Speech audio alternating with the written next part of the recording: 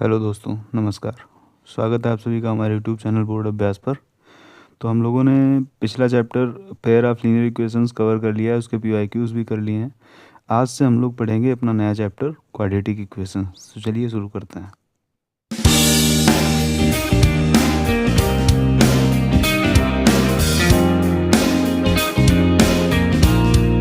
ठीक है, तो इस चैप्टर में हम लोगों को पढ़ना है क्वाड्रेटिक इक्वेशंस। ठीक, तो सबसे पहले हमको समझना होगा कि क्वाड्रेटिक इक्वेशंस होती क्या हैं। ठीक है, हम लोग अभी पॉलिनॉमियल एक चैप्टर हम लोगों ने पढ़ा है पीछे, तो उसमें हम लोगों ने पॉलिनॉमियल की डिग्रीज पढ़ी हैं, निकालना सीखा है। क्या होती थी डिग्रीज? जो हाईएस्ट, जिस टर्म की पावर हाईएस्ट होती थी, है ना, हाईएस्ट डिग्री का टर्म जो होता था वही उस पॉलिनॉमियल की डिग्री हो जाती थी। तो देखिए, वहाँ पे हम लोग बोलते थे polynomial P x is equal to something, है ना, एक्स स्क्वायर प्लस 4। ये हमारा पी एक्स क्या है? पॉलिनॉमियल है। ये कैसा पॉलिनॉमियल है? क्वाड्रेटिक पॉलिनॉमियल है। क्वाड्रेटिक पॉलिनॉमियल हम कब बोलते थे? जब इसकी डिग्री कितनी होती थी? 2 होती थी। इस पॉलिनॉमियल की डिग्री कितनी है? 2। तब हम उसको क्वाड्रेटिक पॉलिनॉमियल बोलते थे। अब इसी पॉलिनॉमियल में ये पी एक्स ना हो, यहाँ पे जीरो कर दिया जाए, है ना, इसी को ऐसा लिख दें x square plus 4 is equal to zero. तो ये हमारा क्या हो जाएगा? ये क्या रिप्रेजेंट कर रहा है? इक्वेशन। इक्वेशन क्या होती है? जिसमें इक्वल का साइन लगा हुआ और दो टर्म लेफ्ट और राइट साइड में, वो इक्वेशन हो गई हमारी। ठीक है, तो क्वाड्रेटिक इक्वेशन क्या हुई? सेकेंड डिग्री का पॉलिनॉमियल जिसको जीरो से इक्वेट कर दिया जाए तो वो हमारी क्वाड्रेटिक इक्वेशन हो जाएगी। अब देखिए इसके कुछ कुछ इसका जो इवोल्यूशन हुआ, मतलब इसको कहाँ से आया, ये इसका जनरल तरीका एक समझने का ये है कि जैसे एक हमने मान लीजिए कोई स्क्वायर बना लिया, या हमने चलो रेक्टेंगल बना लिया, सपोज ये कोई रेक्टेंगल है, उसकी कोई साइड एक्स है और उसकी ब्रेड्थ जो है वो उसकी 2x टाइम्स है, या 2x टाइम्स एक्स 2 टाइम्स से एक ज़्यादा है। ये लेंथ है और ये ब्रेथ है मान लेते हैं। तो अगर इसका एरिया हम देखें तो इसका एरिया कैलकुलेट करने के लिए हमें क्या करना पड़ेगा? X 2x square 2x plus 1, ये इस तरीके से एरिया देगा, है ना। तो ये हो जाएगा हमारा। ठीक, तो और ये इक्वल टू दिया गया हो समथिंग, मान लो इसका एरिया हमें पता हो ये 400 है, तो इसको हम 400 के इक्वल करेंगे, फिर वहाँ से लेंथ और ब्रेथ हम दोनों ही कैलकुलेट कर पाएंगे। ठीक है, वो कैलकुलेट करने के तरीके हमको यहाँ पढ़ने हैं। तो बेसिकली हमें क्या पढ़ना है?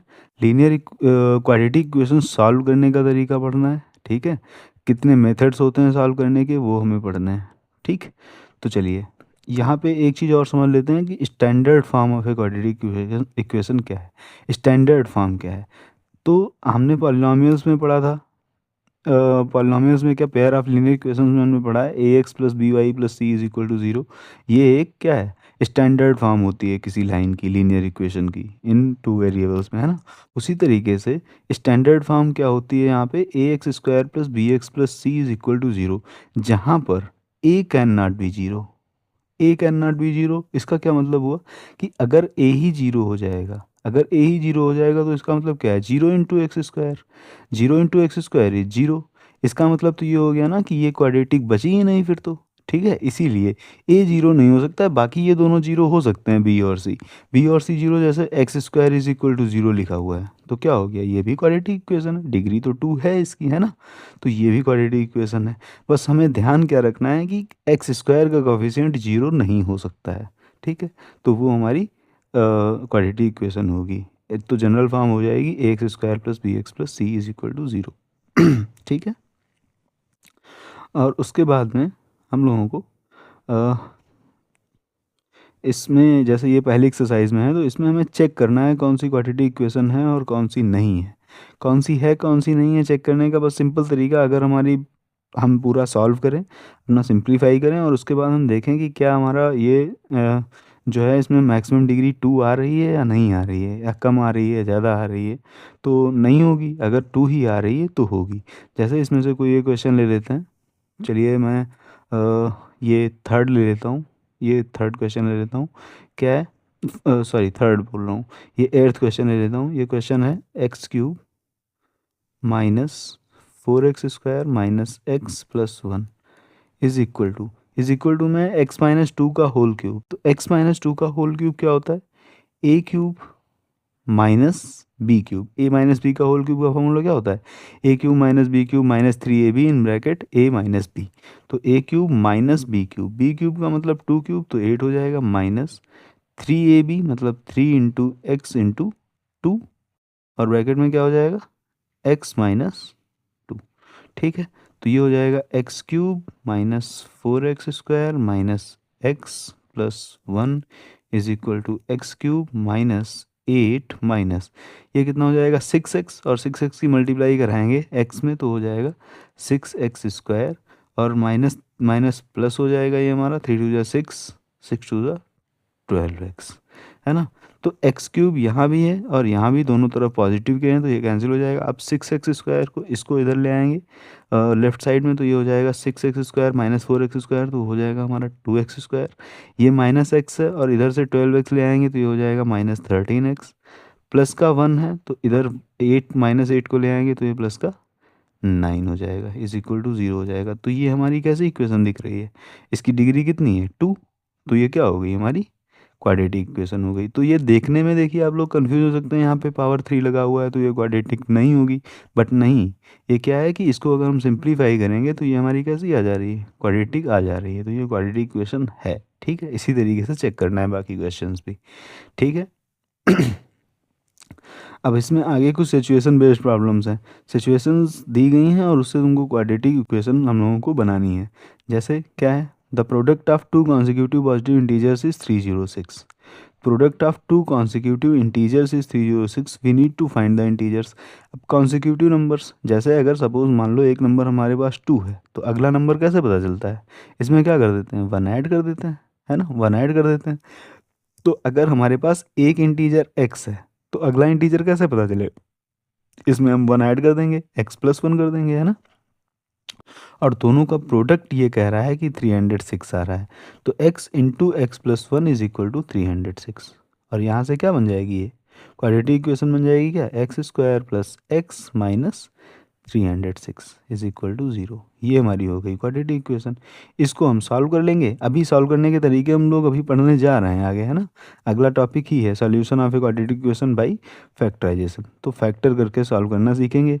तो इसको सॉल्व कर लेंगे तो हमें दोनों नंबर्स मिल जाएंगे, एक x और x प्लस 1। ठीक है, तो इस तरीके से सिचुएशन बेस्ड क्वेश्चंस होंगे। ठीक है, उनको हमें करना होगा, पहले इक्वेशन बनानी होगी क्वाड्रेटिक, उसके बाद उस क्वाड्रेटिक इक्वेशन को सॉल्व करना होगा, देन हम लोगों को आंसर मिल जाएगा। ठीक है, तो देखते हैं अगला solution of a quadratic equation by factorisation. Factorisation से कैसे सॉल्व करते हैं, फैक्टराइजेशन आप लोगों ने पहले पढ़ रखा होगा आई थिंक, मैं आपको अभी बताऊंगा कैसे करते हैं फैक्टर्स। ठीक है, तो चलिए यहाँ पे एक हम लोग कोई अपने आप से एक क्वेश्चन ले लेते हैं। जैसे मैं ले लेता हूँ 2x² plus 5x plus 6 is equal to 0 suppose. ये हमने ले लिया, हमारे पास ये एक इक्वेशन हो गई। ठीक है ना। ठीक है, अब इसको हमें फैक्टर मेथड से सॉल्व करना है। फैक्टर मेथड से सॉल्व करना है मतलब हमें x की वैल्यूज़ लानी है बाय फैक्टर मेथड। x क्या होगा हमारा जो इसको सेटिस्फाई करे, सोल्यूशन वही जो वहाँ पे होता था पेयर ऑफ लीनियर इक्वेशन में। सोल्यूशन किसको बोलते थे, जो ऐसी वैल्यूज़ x और y की जो उस इक्वेशन को, उन दोनों इक्वेशंस को सेटिस्फाई करती थी, वही यहाँ पे है। यहाँ पे x की वो वैल्यूज़ जो इस इक्वेशन को सेटिस्फाई करेंगी क्या कहलाएंगी, सोल्यूशन कहलाएंगी, या जीरोस बोला जाएगा उनको, या फिर रूट्स बोला जाएगा। ठीक है, तो देखिए यहाँ पे पावर 2 लगी हुई है तो इसका मतलब यहाँ पे वैल्यूज़ कितनी होंगी x की, ऐसी वैल्यूज़ जो इसको सेटिस्फाई करेंगी वो 2 वैल्यूज़ होंगी x की। क्यों 2 होंगी, क्योंकि इसकी डिग्री 2 है ना, क्वाड्रेटिक पॉलिनोमियल क्वाड्रेटिक इक्वेशन है। ठीक है, तो देखिए फैक्टर मेथड होता क्या है, फैक्टर किसी नंबर का क्या होता है जो उसको डिवाइड कर दे। हम लोगों ने ये पहले किसी वीडियो में पढ़ रखा है ना। देखिए जैसे इसका जब हमें फैक्टराइजेशन करना होता है तो फैक्टराइजेशन करने का तरीका यहाँ पे यहाँ पे 6 ना लेकर के मैं यहाँ पे 3 ले लेता हूँ। ठीक है, देखिए करते क्या है, ये ax² plus bx plus c की फॉर्म की है, तो इसमें हमको a और c की मल्टीप्लाई करा लेनी है, ए सी। ठीक है, ए सी, a इंटू सी, और b जो है यहाँ पे ये है। ठीक है, तो ए सी की मल्टीप्लाई यहाँ पे सपोज कितने, यहाँ पे कितना आ रहा है 3 2 6, तो 6 आ रहा है। अब यहाँ पे ये जो कॉफिशिएंट है c, ये कांस्टेंट जो है c, इससे पहले हम साइन देखते हैं। साइन क्या लगा हुआ है हमारा? प्लस, है ना? प्लस लगा हुआ है। उसके बाद हम इससे पीछे वाला नंबर मतलब ये b देखते हैं। तो अब हमें क्या करना है, देखिए हमें ऐसे सोचना है, हमें दो नंबर सोचने हैं जिनका प्रोडक्ट 6 आना चाहिए और उनको ऐड करने पर 5 आना चाहिए। ऐड करने पर क्यों? क्योंकि यहाँ पर क्या था? प्लस साइन था, प्लस साइन था। अगर यहाँ पे सपोज माइनस होता तो हमें ऐसे नंबर सोचने पड़ते जिनमें सब्ट्रैक्ट करने पर 5 आना चाहिए, या जो भी नंबर यहाँ पे होता, जो भी b की जगह पे होता। ठीक है, तो ये हमें बस इतनी सी बात ध्यान रखनी है। ठीक, अगर यहाँ पे मान लीजिए a की जगह पे कुछ नहीं होता, मतलब a यहाँ पे जीरो होता है, मतलब जीरो सॉरी यहाँ पे 1 होता, एक्स स्क्वायर प्लस समथिंग इस तरीके से इक्वेशन होती, तो वहाँ पे हमें बस ए सी करेंगे तो ए की वैल्यू तो 1 ही है, तो सी ही रहेगा। ठीक है, तो वहाँ पे हम केवल सी का फैक्टराइजेशन कर देंगे। अब देखिए यहाँ पे ऐसे नंबर्स हमको कौन मिल रहे हैं? 2x स्क्वायर है plus 3x plus 2x plus 3 is equal to 0। देखिए 2x और 3x को अगर हम ऐड करेंगे तो हमें क्या मिल रहा है? 5x। और 2 और 3 की अगर मल्टीप्लाई कर देंगे तो कितना हो जा रहा है? 6। तो 2 और 3 की मल्टीप्लाई 6 आ रही थी, तो मल्टीप्लाई करने पर 6 मिल गया और ऐड करने पर हमें क्या मिल गया? 5। तो यहाँ से हम क्या करते हैं? x ले लेते हैं कॉमन, तो कितना बचा? 2x plus 3। और यहाँ से हम कुछ नहीं कॉमन मिल रहा है तो 1 ले लेते हैं कॉमन, तो ये हो गया 2x plus 3 is equal to 0। अब इन दोनों से देखिए क्या कॉमन दिख रहा है, इससे और इससे क्या कॉमन दिख रहा है? 2x प्लस 3 कॉमन दिख रहा है, और x प्लस 1 बच रहा है। x यहाँ बच रहा है, 1 यहाँ बच रहा है, इज इक्वल टू 0। अच्छा, अब हम लोगों को ये दिख रहा है यहाँ पे कि ये दो टर्म्स का प्रोडक्ट जो है ना, दो नंबर्स का प्रोडक्ट समझ लीजिए वो जीरो है। अगर दो नंबर्स का प्रोडक्ट जीरो है तो इसका मतलब क्या हो गया कि उनमें से एक नंबर को जीरो होना ही पड़ेगा, है ना? समझ रहे हैं आप लोग? जैसे ए और बी दो नंबर्स हैं, ए और बी दो नंबर्स हैं और इनका प्रोडक्ट ये बोल दिया गया है कि ये जीरो है, तो इसका मतलब तो साफ साफ है, या तो ए जीरो होगा या फिर बी जीरो होगा। इन दोनों में से किसी एक को तो जीरो होना ही पड़ेगा, है ना? लेकिन हमें नहीं पता कौन जीरो होगा, तो इसलिए हम दोनों को ही जीरो ले लेते हैं अलग अलग, है ना? या तो 2x plus 3 is equal to 0 होगा, या तो फिर x plus 1 is equal to 0 होगा। अगर 2x plus 3 is equal to 0 है तो इसका मतलब क्या हो जाएगा? x की वैल्यू हो जाएगी -3/2, और यहाँ से x की वैल्यू क्या हो जाएगी? -1।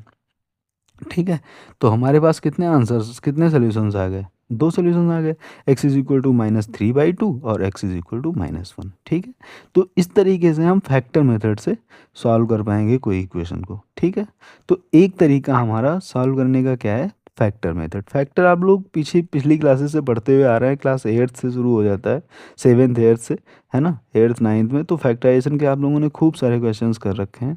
ठीक है, तो वो इस तरीके से चलेगा। अब जैसे इन्होंने जो एग्जांपल ले रखा है, इन्होंने यहाँ पे, मैंने जो एग्जांपल लिया उसमें प्लस ले लिया और इन्होंने ले रखा है minus 2x square -5x plus 3। तो जब माइनस ले रखा है कोई बात नहीं, हमें सोचना उसी तरीके से। हमें क्या करना है? ऐड करने पर 5 आना चाहिए, प्रोडक्ट 6 आना चाहिए। ऐड करने पर 5 आएगा, क्या होगा? 2 और 3 ऐड करने पर 5। लेकिन यहाँ पे माइनस लगा हुआ है तो हम दोनों ही माइनस के ले लेंगे साइन, है ना? जब दोनों ही माइनस के लेंगे, जब दोनों ही माइनस के लेंगे तभी तो हमारा ऐड होगा ना। ठीक है, तो वो बस इतनी कुछ बातें हैं, इनको ध्यान रखना है ना? चलिए, ये काफ़ी सारे क्वेश्चंस दिए गए हैं यहाँ पे फैक्टराइजेशन से। जैसे ये क्वेश्चंस दिए गए हैं, इनमें से कोई भी एक क्वेश्चन मैं ले लेता हूँ, यहीं पे थोड़ा सा एक्सप्लेन कर देता हूँ जिससे आप लोगों को थोड़ा और आइडिया हो जाए। जैसे एक क्वेश्चन ये है, इसको ले लेते हैं। क्या है? √2x² plus 7x plus 5√2 is equal to 0, है ना? ये हमारा क्वेश्चन है। ठीक है, तो यहाँ पे आप लोग देख रहे होंगे कि प्रोडक्ट करके हमारा क्या आना चाहिए? 5√2 इंटू √2, 5√2 इंटू √2, 5√2 इंटू √2 कितना हो जाएगा? 5 इंटू 2 मतलब 10 हो जाएगा। तो मल्टीप्लाई करने पर 10 आना चाहिए, और प्लस करने पर कितना? यहाँ पे साइन कौन सा लगा हुआ है? प्लस लगा हुआ है, तो प्लस करने पर कितना आना चाहिए? 7 आना चाहिए। तो ये क्या हो जाएगा हमारा? √2x² प्लस 10 आना चाहिए, तो 5x plus 2x plus 5√2 is equal to 0। 5 और 2 कितना हो जाएगा 7। तो यहाँ से क्या कॉमन मिल रहा है, पहले दो से कुछ नहीं कॉमन मिल रहा है, वो कुछ नहीं का मतलब x कॉमन मिल रहा है, कोई नंबर नहीं मिल रहा है, तो ये हो जाएगा √2x प्लस 5। और यहाँ से हमारा क्या कॉमन मिल जाएगा। अब देखिए एक चीज़ और यहाँ पे ध्यान रखनी है, जो पहले ब्रैकेट में आ गया है यहाँ, यही हमें दूसरे ब्रैकेट में भी मिल जाना चाहिए। इस तरीके से हम कॉमन लेंगे कि वही मिल जाएगा, इतना ही कॉमन मिलेगा। जैसे यहाँ 2 है, तो 2 को हम लोग क्या लिख सकते हैं, 2 को हम लिख सकते हैं, 2 को हम लिख सकते हैं √2 इंटू √2, है ना। 2 को हम ये लिख सकते हैं, तो 2 की जगह पे √2 इंटू √2 लिखा हुआ है, इधर √2 है, तो √2 हम क्या करेंगे यहाँ से कॉमन ले लेंगे, तो क्या बचेगा हमारा √2x प्लस यहाँ बचेगा 5, वहाँ से √2 तो चला गया तो 5 बचा, और इज इक्वल टू में 0 चल रहा है, तो हमारा ये क्या हो जाएगा अगेन x प्लस √2 और √2x plus 5 is equal to 0। ठीक है, इतना बचा, तो x की दो वैल्यूज आ जाएंगे, x इज इक्वल टू -√2 और x इज इक्वल टू 5/-√2। ठीक है, तो बस क्या करना है, फैक्टराइजेशन कर देना है, सिंपल सॉल्व कर देना है। ठीक है, चलिए अब इसमें अगला टॉपिक हमें पढ़ना है nature of roots. Nature roots का कैसा होगा वो समझना है, और उसके बाद एक ये फार्मूला है, इस फार्मूले से क्वेश्चंस को कैसे सॉल्व करना है ये समझना है। ठीक है, देखिए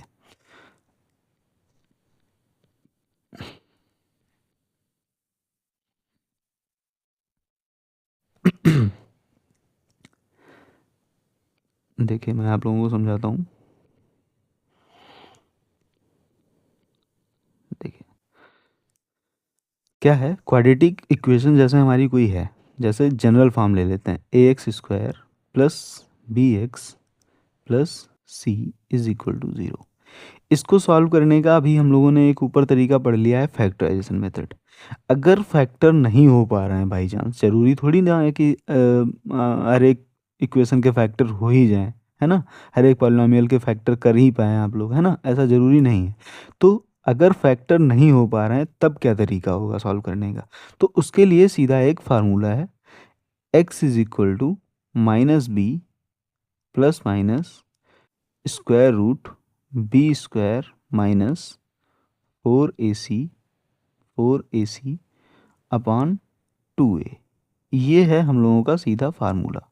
इसमें हम ए बी सी की वैल्यूज़ पुट करेंगे और हमारा जो भी दो सॉल्यूशन मिलने हैं वो मिल जाएंगे। अच्छा, जिस इक्वेशन को हम फैक्टर मेथड से सॉल्व कर रहे हैं, फैक्टर मेथड से जिसके हम रूट्स निकाल रहे हैं, उसको भी इससे सॉल्व कर सकते हैं। अगर इसमें पुट कर देंगे सारी वैल्यूज़ तो वही सेम आंसर आएगा जो वहाँ आया है। ठीक है, इसको आप लोग पीछे वाले क्वेश्चन के लिए वेरीफाई कर लेंगे खुद से। ठीक है, देखिए ये हो गया हमारा। ठीक, इसका प्रूफ, इसको हम लोग आसानी से प्रूफ भी कर सकते हैं कि x की वैल्यू यही होगी, है ना।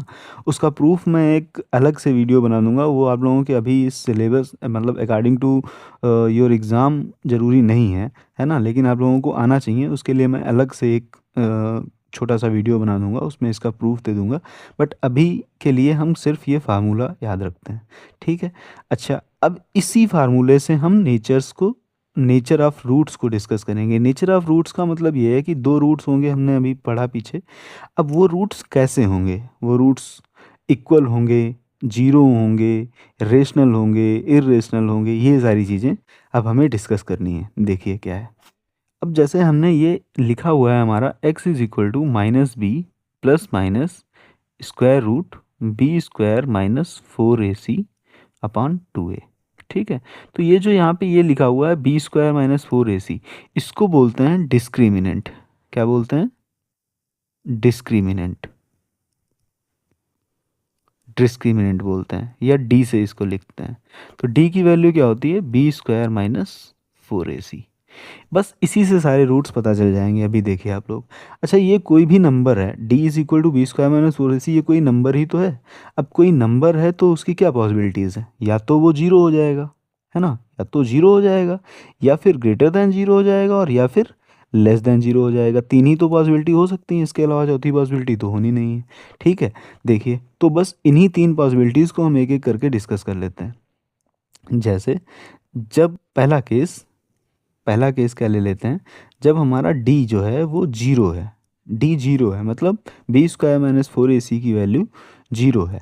अच्छा डी जीरो यहाँ पे पुट कर देंगे तो प्लस माइनस के बाद वाला ये पूरा क्या हो जाएगा, टर्म ही खत्म हो जाएगा, तो क्या बचेगा माइनस बी अपान टू ए।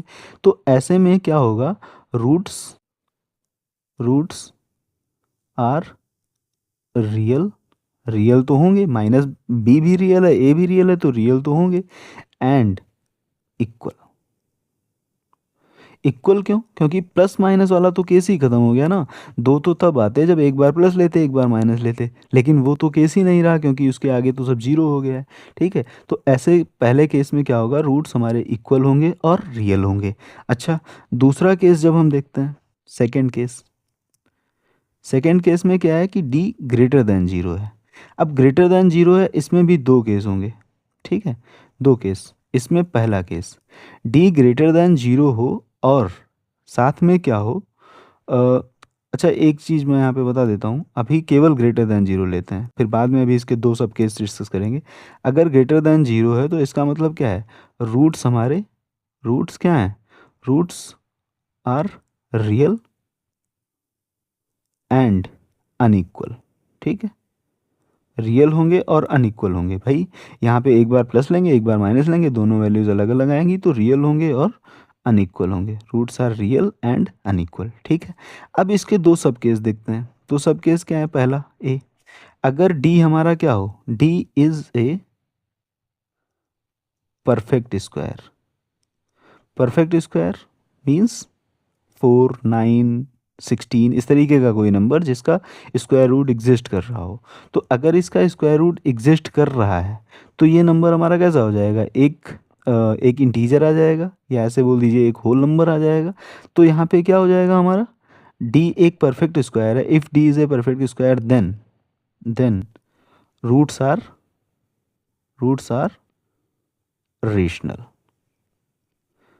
देखिए ये जो मैं ऊपर बता चुका हूँ, roots are real and unequal, ये तो बात होगी ही होगी, साथ में क्या हो जाएगा, एडिशनली रूट्स आर रेशनल हो जाएंगे।